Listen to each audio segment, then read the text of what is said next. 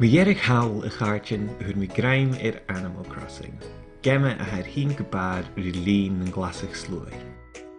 Agus mar sin, fáilte I Barraigh.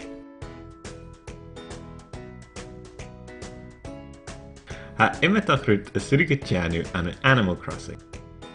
Agus hí rutan úra an Geamhradh. Gebí in je het tógáil botich neachge, nja a glachgig beig en nach aiw larach ag amsa bí ille.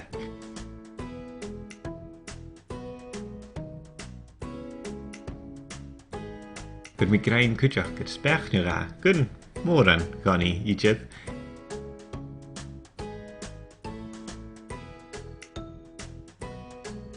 Gur mi fiús larach ag taish. Agus a bhata charach seo. Stocha go bhfuil an Neilandóis ar bhríse go dtíosteach a maiid cin go bhfuil an bhata arabsach rí larach an Barraigh.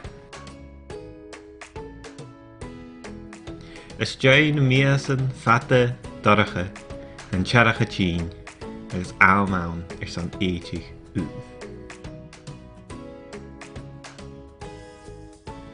Sin acu san sealaigh a bhic Barraigh. Bhfuil se péin a Cluicheamaid Crossing. Geamhradh neallan an colach.